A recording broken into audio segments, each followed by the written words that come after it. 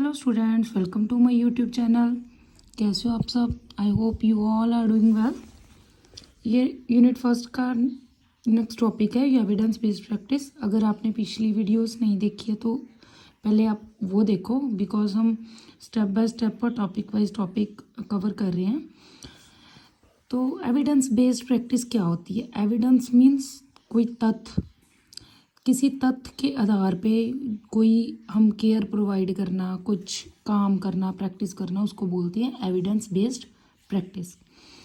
Evidence based practice की definition देखते हैं। Evidence based practice is a process of locating, appraising and applying the best evidence from the medical और nursing literature to improve quality of clinical nursing practice. Evidence based practice एक process है जिसमें हम best evidence को locate करते हैं, ढूंढते हैं, उसको जज करते हैं और उसको अप्लाई करते हैं। और ढूंढते कहाँ से हैं? नर्सिंग लिटरेचर से। लिटरेचर है जो हमारा, जो पहले की रिसर्चेज वगैरह की हुई हैं उनमें से देखते हैं और उसको अप्लाई करते हैं ताकि हम जो quality of clinical nursing practice है उसको इम्प्रूव कर सकें। I hope you are clear with that. जो नेक्स्ट डेफिनेशन है इसकी, it is a type of evidence based practice in nursing. It involves solid research findings and implementing them in nursing practices in order to increase the quality of patient care. ये एक evidence based practice है जिसमें कि solid research findings है। Solid research findings mean कोई एक अच्छी research, complete research और कॉम्पिटेंट रिसर्च है जो उसकी फाइंडिंग्स हैं उसको हम देखते हैं और उसको इम्प्लीमेंट करते हैं प्रैक्टिसेस में, ताकि हम जो क्वालिटी केयर है पेशेंट की उसको इम्प्रूव कर सकें।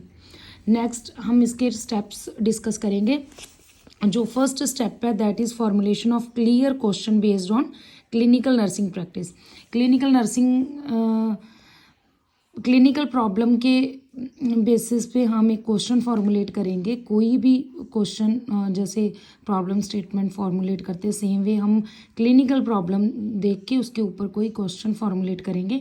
और ये 2 अप्रोचेज है इसको फॉर्मुलेट करने के। First is problem based source और नॉलेज बेस्ड सोर्स।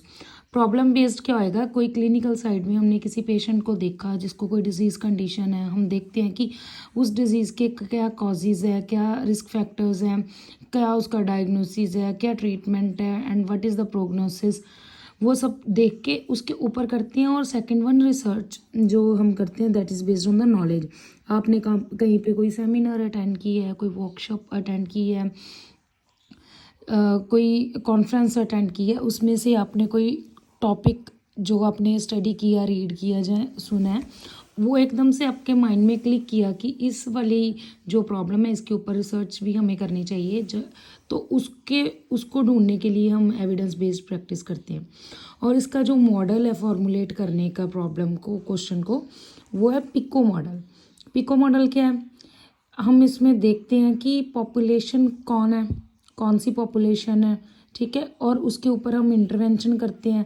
इंटरवेंशन कैसे करते हैं? एक हम कंपैरिजन और जहाँ कंट्रोल ग्रुप बोल सकते हैं उस वो रखते हैं, और एक जिसके ऊपर हम इम्प्लीमेंट करते हैं वो ग्रुप होता है। जैसे एक्सपेरिमेंटल स्टडीज़ में होता है ना, एक्सपेरिमेंट ग्रुप और कंट्रोल ग्रुप, वो सेम वे हम इसमें करते हैं और फिर देखते हैं कि उसका आउटकम क्या है। जो कंट्रोल ग्रुप है उसमें उसका, और जो हमारा एक्सपेरिमेंटल ग्रुप था उसमें कोई वेरिएशंस हैं फाइंडिंग्स में, ताकि हम देख सके कि वाकई जो ये कोई प्रॉब्लम जो थी उसको हमने जो भी इंटरवेंशन की है वो इफ़ेक्टिवली वो कैरी आउट किया है, उसका जो रिज़ल्ट है वो अच्छा आया।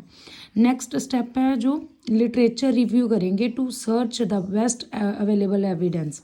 जो भी हम लिटरेचर देखेंगे वो, जैसे मैंने आपको पहले बताया कि कोई अच्छी रिसर्च की होनी चाहिए, कोई इनकम्प्लीट रिसर्च नहीं कि हम उसको देख रहे हैं, क्योंकि वो तो खुद एक प्रॉब्लम है जो अभी सॉल्व नहीं हुई, तो फिर हम उसके वो एविडेंस नहीं है ना, उसके बेस्ड हम प्रैक्टिस कैसे कर सकते हैं।